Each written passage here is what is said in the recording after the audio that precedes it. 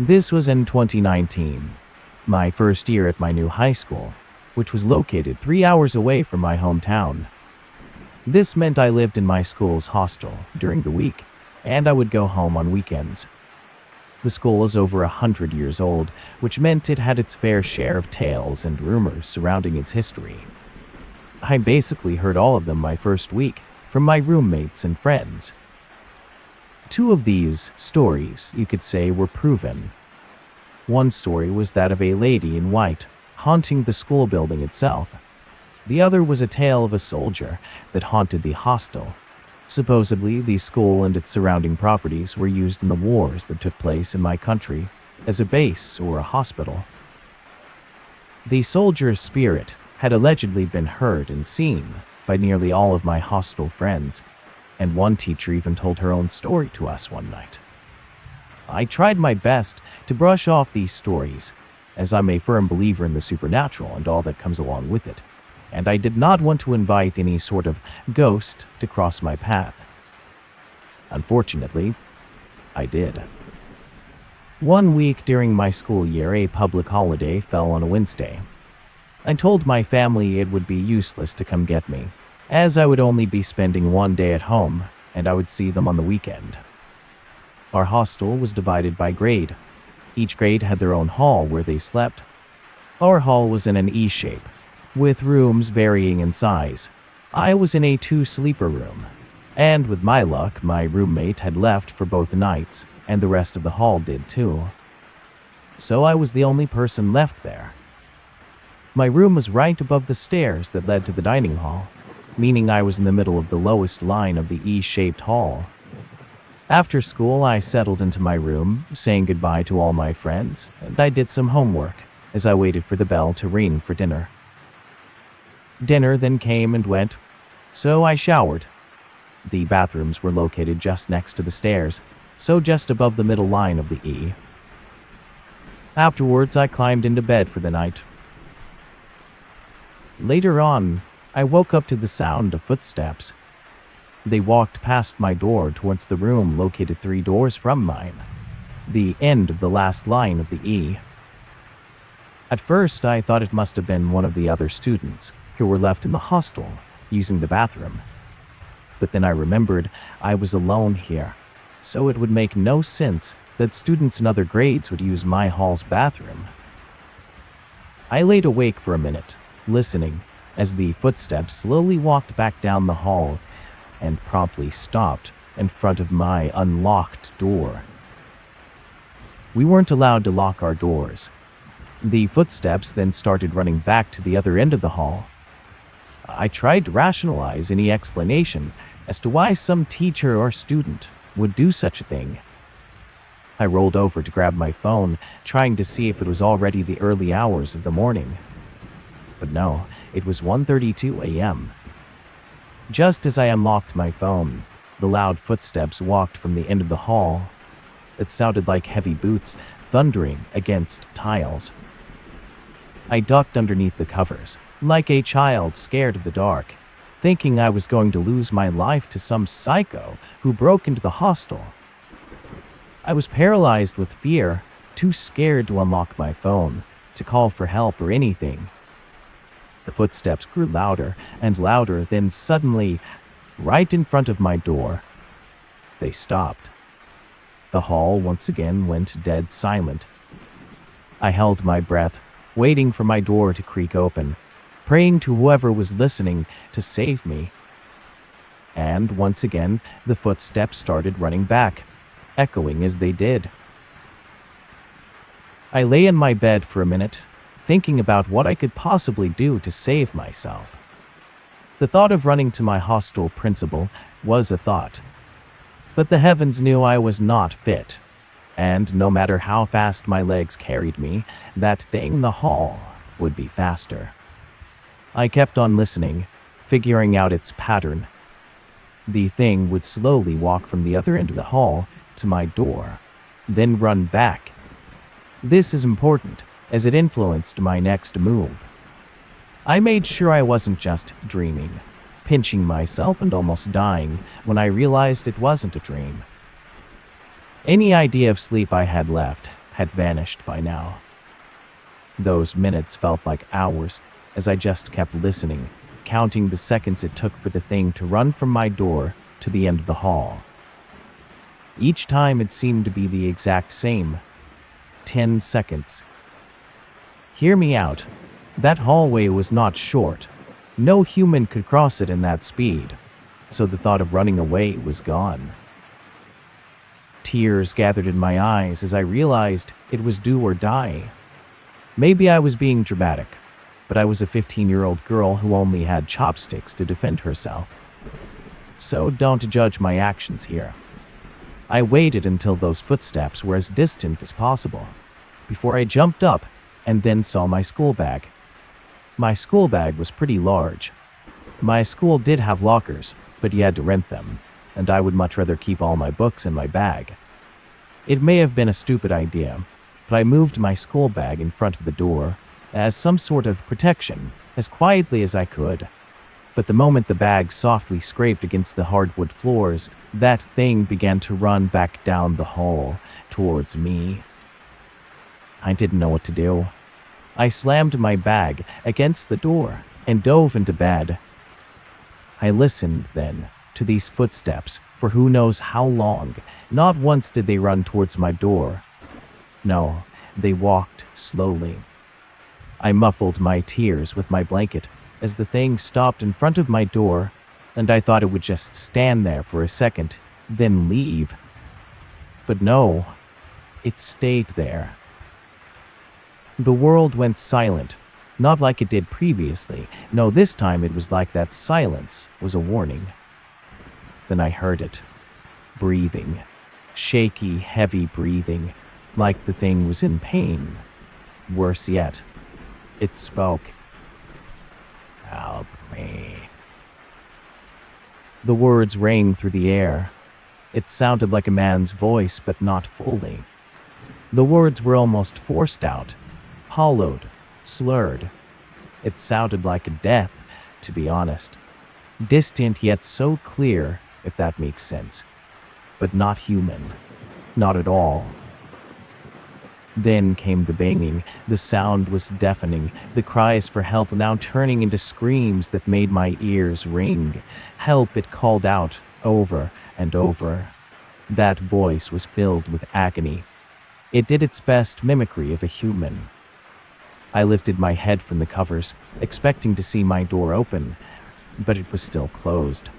Not moving or budging at all, even though something outside continued to bang on it. Tears streamed down my face as I tried to scream, but nothing wanted to come out. And in a last-ditch effort, I whispered out, "Please leave me, please." My words were broken. And after that, everything went silent once more. I sat there in my bed, waiting for it to barge through my door, but nothing. Suddenly, the church bell, which was located on my school's property, rang once, then twice.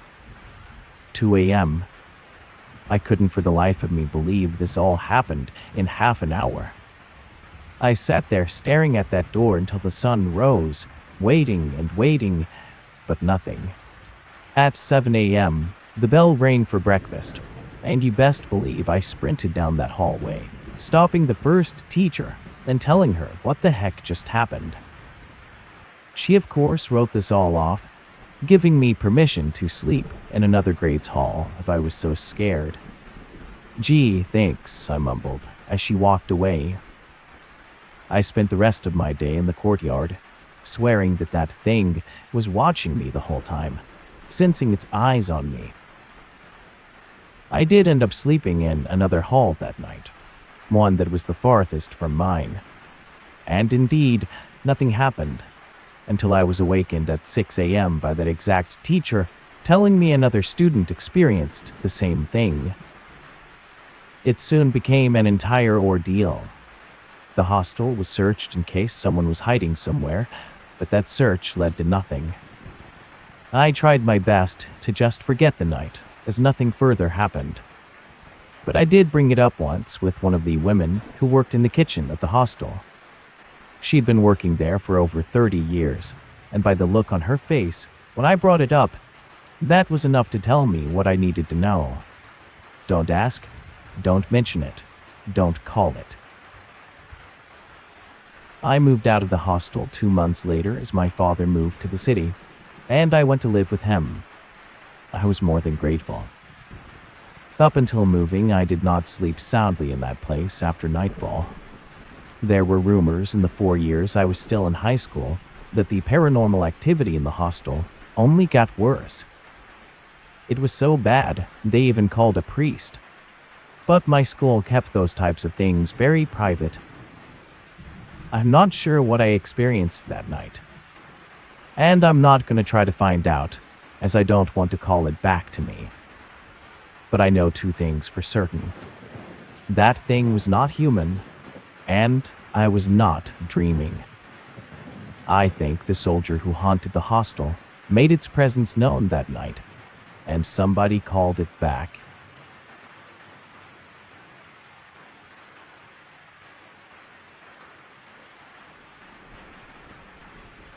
I don't think I'll ever look at Halloween the same way after what happened to me and my friends Amanda and Jacob one October night 8 years ago.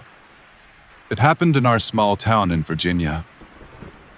We were all just 13, excited to go trick-or-treating in our neighborhood, like any other year. But our fun night of collecting candy took a terrifying turn after deciding to take a shortcut home through the woods. What we encountered out there in those dark trees ended up impacting me for years to come. It was Halloween night, really looking forward to going trick-or-treating with my friends. We'd been coordinating our costumes for weeks, until finally landing on this. I was going as a witch, Amanda as a black cat, and Jacob as a zombie football player. At around 6 p.m., Amanda and Jacob arrived at my house. "Whoa, love the costume," Amanda exclaimed. I smiled and thanked her, adjusting my pointy black hat. Jacob grunted, pretending to limp towards us like a stereotypical zombie. We laughed. After Mom took the obligatory photos, the 3 of us set out into the brisk October evening. Our neighborhood was filled with other kids and families, also out trick-or-treating. We went house to house, filling up our bags with candy, comparing who got the most chocolate bars so far. A couple of hours in, we decided to head towards the cul-de-sac at the end of the neighborhood, a place called Briarwood Circle. The houses there were huge, and we heard they gave out king-sized candy. As we walked, we started sharing scary stories, theories about what the best candy spots were, etc. I heard the Johnsons hand out full-size Snickers bars, Amanda said, excitedly, her black cat ears bouncing as she walked. "Yeah, but don't they always run out super early?" Jacob replied. "We'd have to get there fast." We quickened our pace, leaves crunching under our shoes. The full moon above provided an eerie glow to guide our way. As we turned onto Briarwood Circle, I felt a chill go up my spine. Something about this street always creeped me out, even though it looked similar to the rest of the neighborhood. Maybe it was the looming oak trees that cast ominous shadows, or the perfectly manicured lawns that seemed a little too perfect.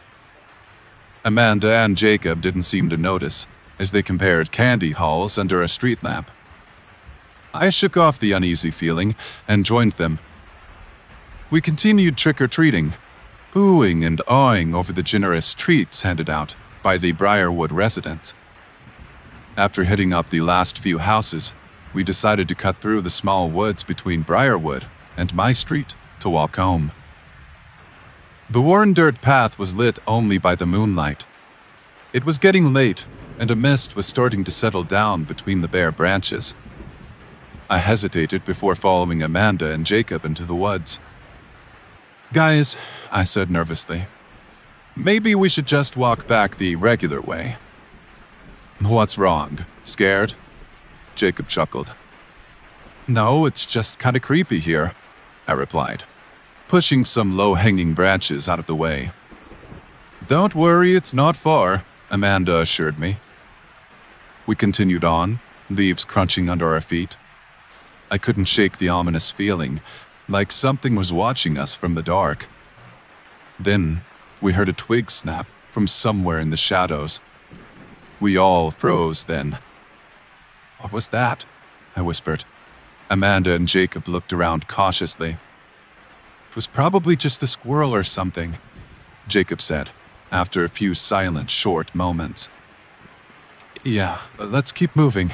We're almost there," Amanda added. We picked up pace, moving quickly through the woods. The full moon kept disappearing behind passing clouds, making it difficult to see the path. I could hear my heartbeat pounding in my ears. Suddenly, another snap from a branch, this time louder and much closer. "Okay, I definitely heard that," Jacob said nervously. We huddled together on the path, peering out into the dark. "Hello, hello?" Amanda called out timidly. "Is anyone there? Silence. But then, heavy, plodding footsteps. The sound of fallen leaves being crushed under something much larger. My blood turned to ice. This wasn't a squirrel. It wasn't even another person. "Run! Run!" Amanda yelled. We took off down the path as fast as our legs could carry us. I could hear the footsteps behind us getting faster, gaining ground.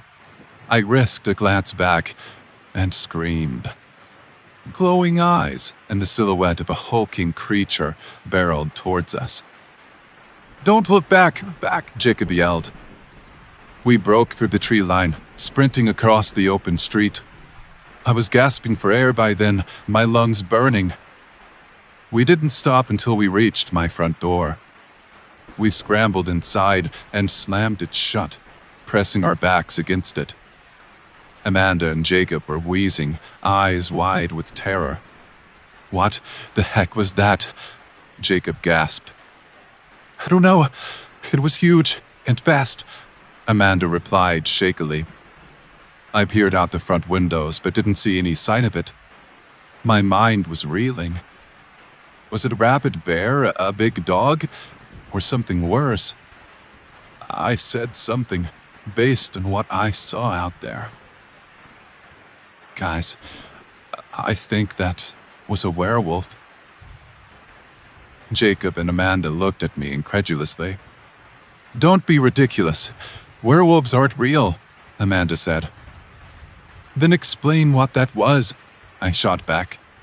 "I saw it. It wasn't normal." Jacob ran his hands through his hair nervously. "I mean, it was pretty freaking huge. And I saw claws on it." Amanda shook her head. "No, it was probably just a big wolf then, or something, right?" She looked at us with pleading eyes. "Maybe," I replied half-heartedly. But deep down I knew we had narrowly escaped something straight out of a horror film that night. We all ended up sleeping at my place, too terrified to walk home. Too scared to even go back outside. The next day, we returned to the path in the light of day, and we found giant paw prints in a few spots along the trail. Much too big to be a regular wolf, and certainly not something a person would make.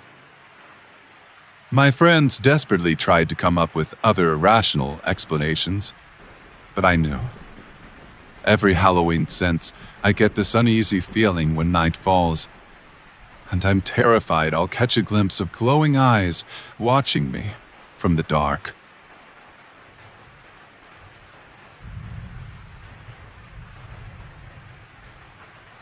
My big sister. She was everything every girl wanted to be. She was everything every boy liked, it seemed. She was everything everyone loved.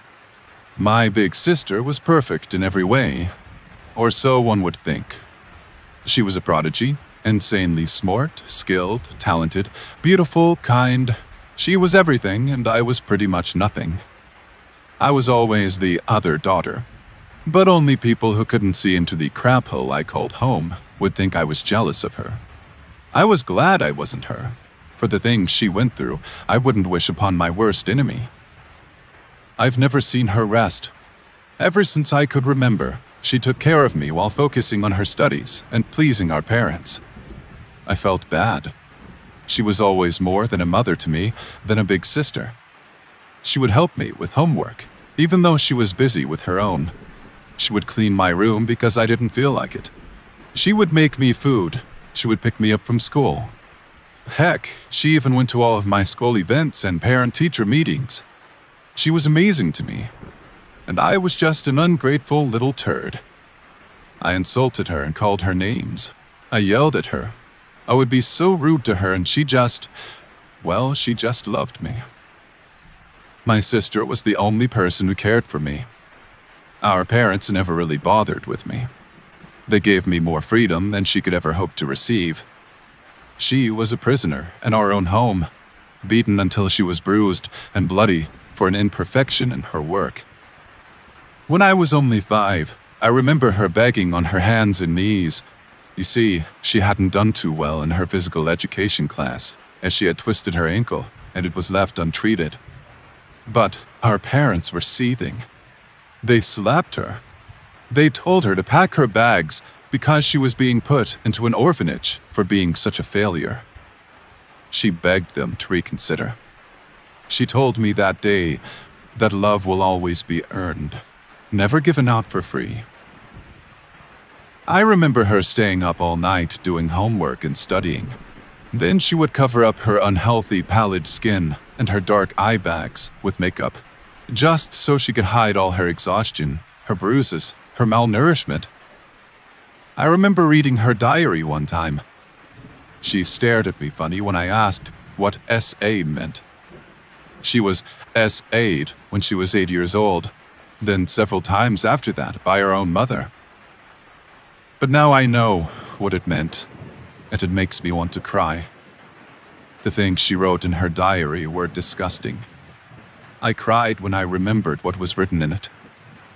I remember her reading to me and singing lullabies to me before bed. I remember when she showed me cool things she knew how to do. It was great entertainment, watching her ability to use both her right and left hands to do the same task equally well, like writing or drawing. I always loved when she did magic tricks for me. She was really good at card tricks, which I found very fun. I remember my sister asking our parents for the smallest things they would deny without a second thought. Nearly every girl has had a sleepover at some point, right? When her acquaintance from school asked her to come to one of her sleepovers, she asked our parents, and they said no. But she was also slapped when she tried to press the matter, trying to convince them to let her go. Forget sleepovers. My sister never even got to hang out with people. She had no social life, no life at all. She wanted to be a magician and an artist, dreams she would never get to chase, for she had to become a doctor according to my parents. She would just sit there, studying her life away. She was getting sick, though. I could tell. I could see it. I would walk into the bathroom to her coughing up blood and washing it down the sink.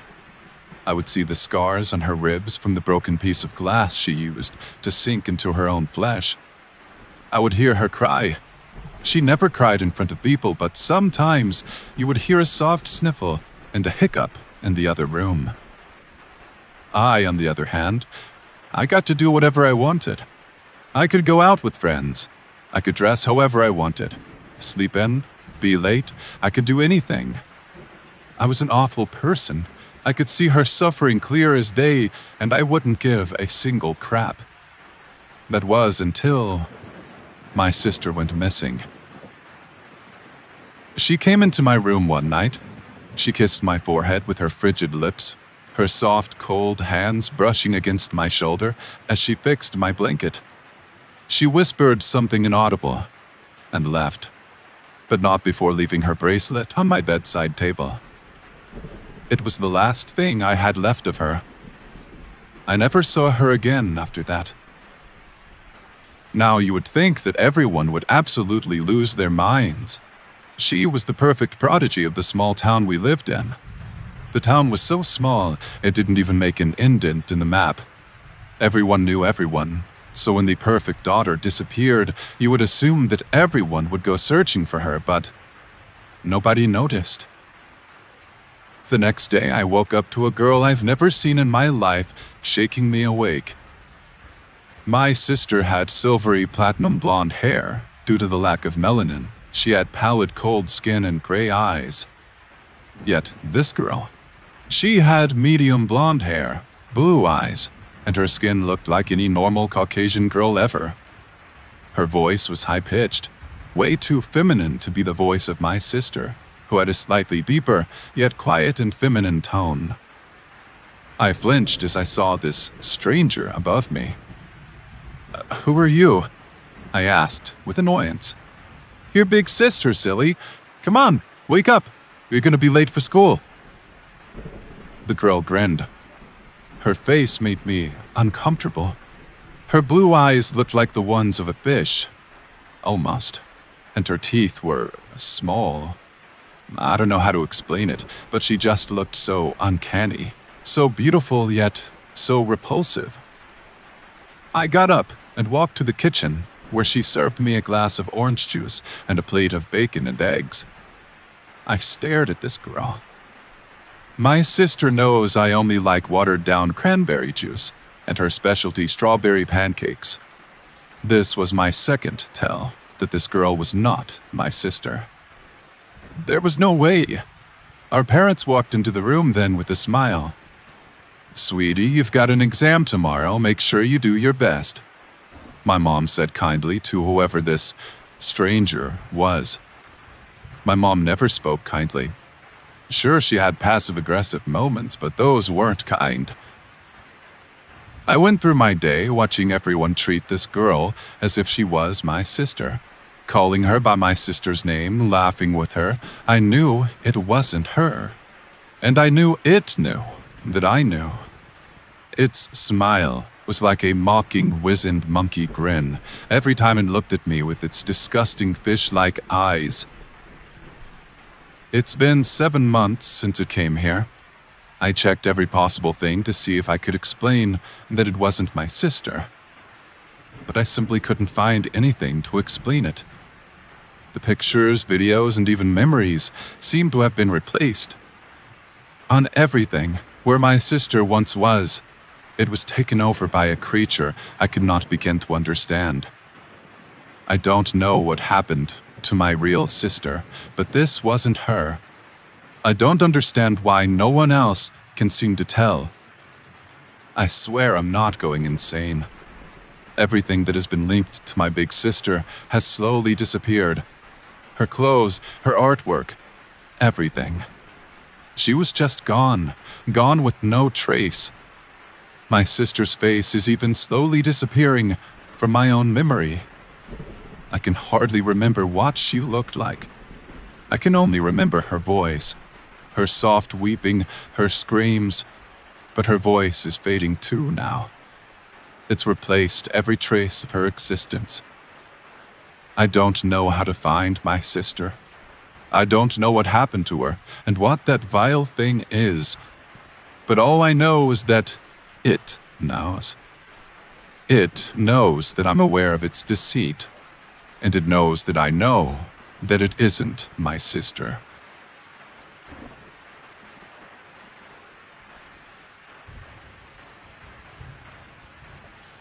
I was 17 years old when this happened. I live on a ranch in West Texas. It was passed down to my family for generations.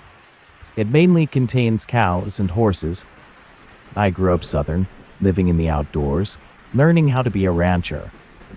Our ranch consists of a large acreage of woods surrounding the property. That's where I would spend most of my life. Country boy and cowboy. One day during the summer, my parents had gone off to France for a romantic vacation. They'd be gone for about a week. My dad left me in charge of being the man of the ranch. You might think it was crazy of them to leave me alone for a week. But I didn't mind, since I know how to do things around the ranch. Plus, my dad trusted me enough to look out for the place. One thing I need to mention, is that I have two older siblings, my brother and sister. But they're grown up and went to live their own lives. Now, on day one, nothing happened. I spent the day doing chores, milking the cows, grooming the horses, and whatnot. On day two, it was the same thing, aside from my girlfriend coming over. Other than that, nothing happened. On day three, that's when the encounters happened. I was sitting on the back porch on guard duty. I remember I was holding my dad's rifle in hand, listening to some country music. But over the music, I thought I heard something else. I turned the volume down, and I listened. But I didn't hear anything else. It was starting to get late by then, so I rounded up all the animals in the barn, double locking the doors. I then felt an uneasy feeling, like someone or something was watching me from the woods. I turned around then, and I spotted a dark figure peeking out from one of the trees. I couldn't see who or what it was, since it was from a distance, and it blended in with the shadows. After all, it was pitch black out. But what I could make out was an arm. My first thought was a trespasser.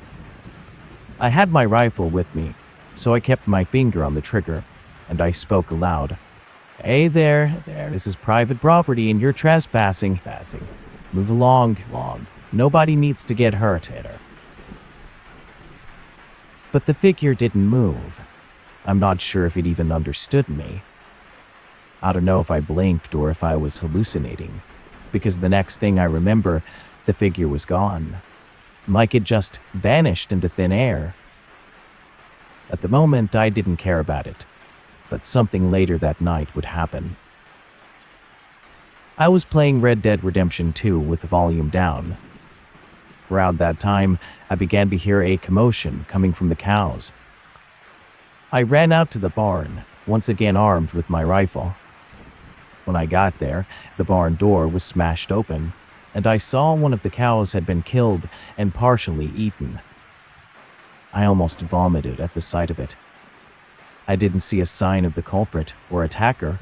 Whatever it was long gone by then. I walked over to the carcass and got a better look. I remember thinking, dang it, what am I going to tell my dad? I took care of the body, but I was mad at whatever had attacked our livestock.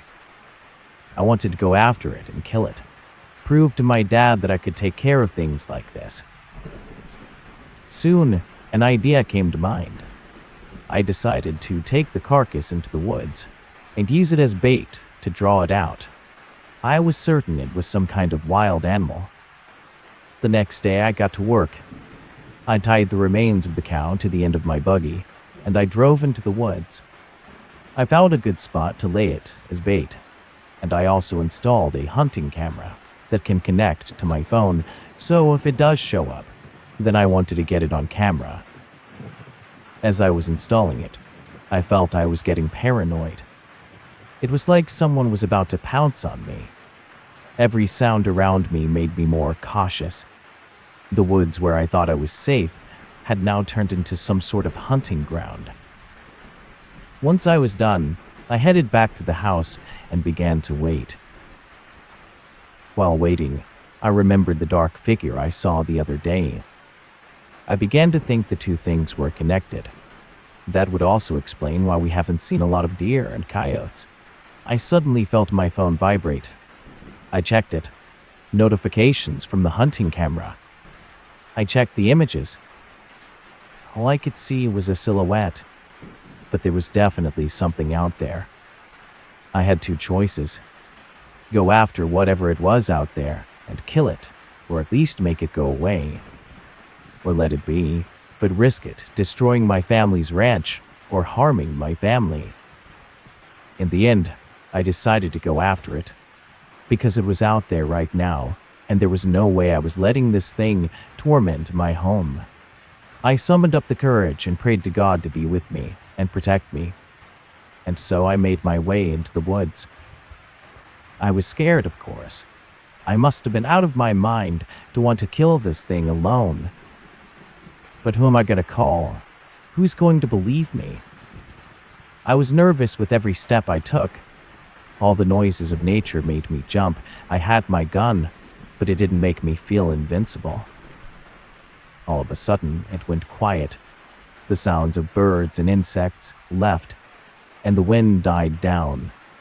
I then smelled a horrible stench, like rotting meat and death.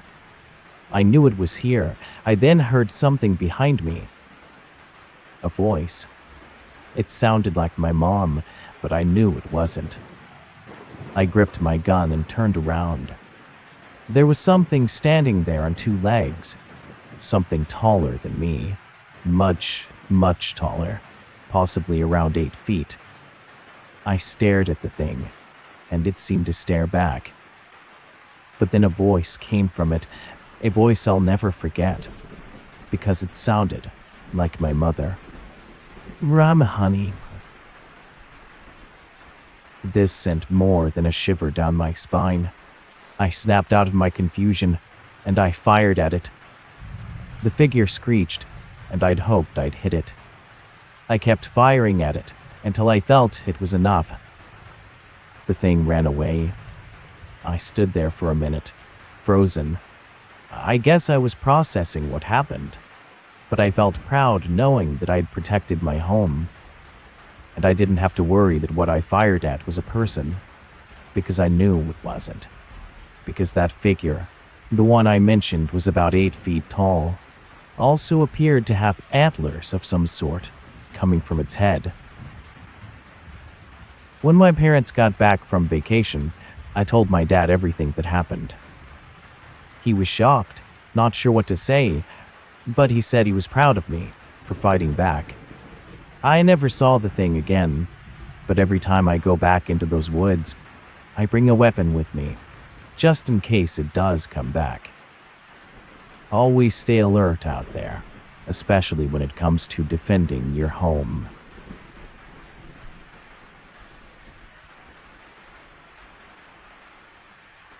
This is a story told to me by my friend. I was 16 years old when she moved to my city. Not into the city, but to a nearby town, not too far. We became fast friends. For the sake of anonymity, we'll call my friend Maya.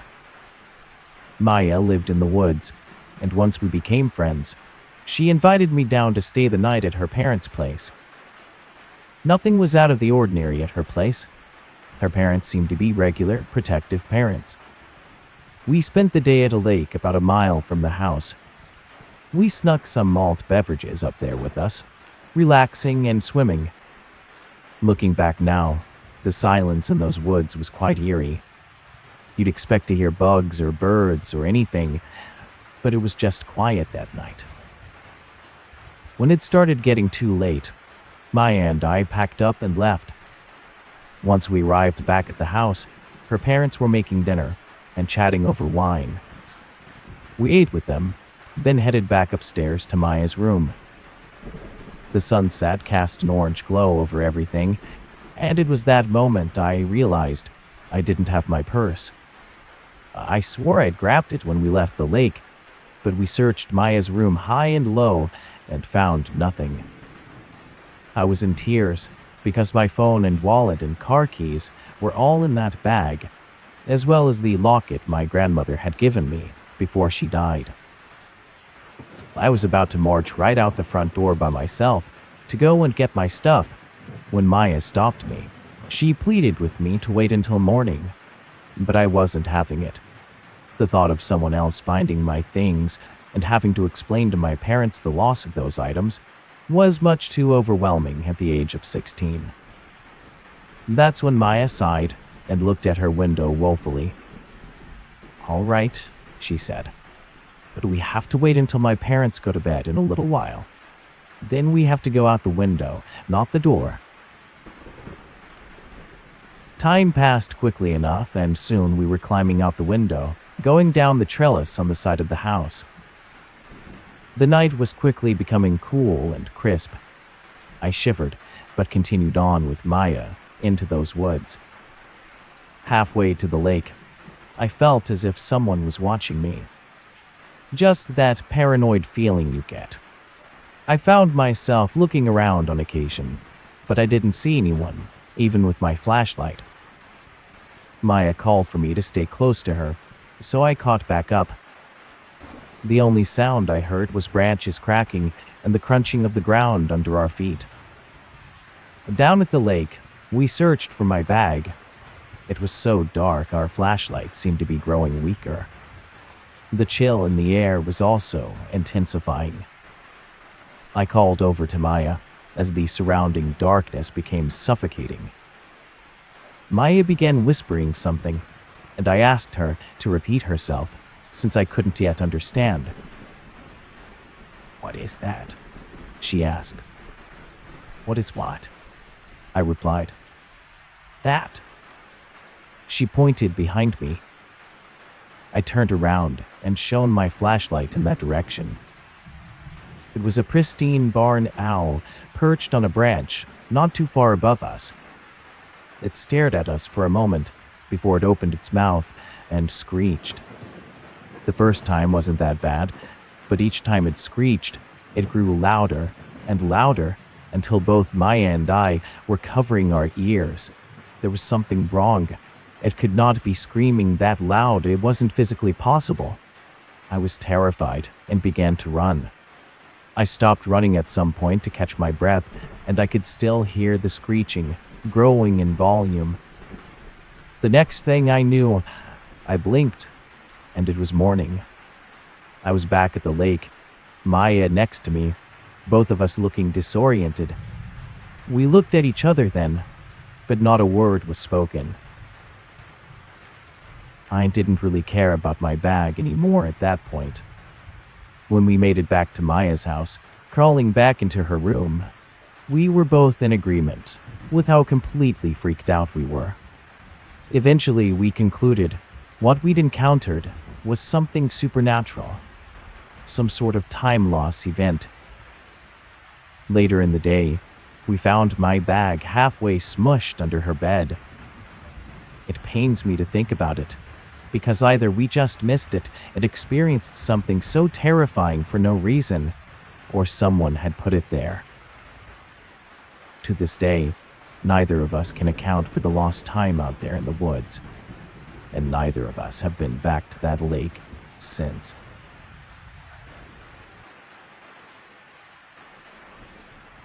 I don't even know where to start. This event was so traumatizing. I didn't sleep for almost 8 days straight, and barely even 8. This event happened 5 weeks back as of writing this. I was in the heat of my first year in college. The assignments were piling up, and I was not in the best mental state to begin with before this occurred. It was about 6 p.m. After driving home to my parents' house, I walked out on our deck to chill for a while. We have 5 dogs, one of which is an English Mastiff named Winston. We'd had Winston since he was a puppy, so I was accustomed to his moods. At the time, he was lying by my chair on the deck. Our deck faces east, which is where a pretty large forest is located. This forest is beautiful during the day, but at night it's pretty creepy. I live in a humid area, so in the early morning, there's a dense layer of fog in the woods. At around 6:30, one of our neighbor's dogs began to bark like a maniac. So I yelled out, frustrated, into the dark forest, "Please be quiet!" As if that would do anything, right? Of course, the dog paid no heed, but after about 4 minutes of howling and barking, an unearthly screech shook the woods. The forest went dead quiet afterwards, except for the dog. However, whatever made that noise forced the dog to be quiet, because soon after, I heard a final pained yelp, followed by complete silence. It was then that I noticed in the trees there were these figures. They moved about at insane speed and made absolutely no noise as they did. During this, Winston was losing his mind, now growling with hackles raised. He barked then, and the figure seemed to retreat a little. If you have a mastiff, and you've heard a defensive bark from one, you know it can be intimidating. I felt a bit more safe with my giant 170-pound dog at my side. Then, there was this screeching sound. The same sound as before, when the neighbor's dog went deathly quiet. "What the heck?" I said, dumbfounded. Then, all at once, those dark figures in the woods burst from the trees at an alarming speed. They seemed to fly.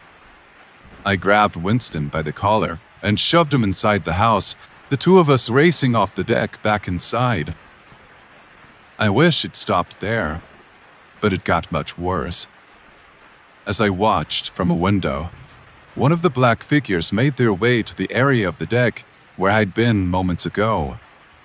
Then it stopped moving, and I mean completely stopped, like they were statues. Then, even through the window I was watching through, I felt a rumbling thud, thud, thud of massive feet. Something larger was coming through the woods, emerging from the woodline. From what I could estimate, it appeared to be 10 to 11 feet tall, but I couldn't see much of its features, save for parts of its face. What I could see was a long snout on a skull-like face.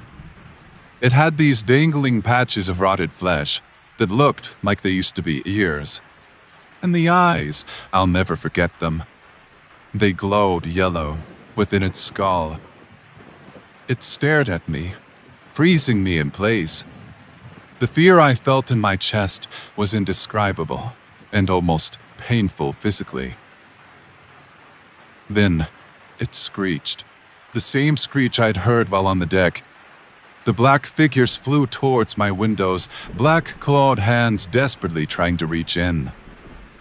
All of a sudden, the black things cleared, and just above the deck railing, the screecher, as I called it, peeked at me. It seemed almost curious. Then, it turned around and walked back into the woods. It let out one final screech, and the black apparitions followed. I think they were that thing's minions. I know it sounds impossible, downright insane, but I know what I saw. If anyone knows what this screecher might be, what these black apparitions were, I'm all ears.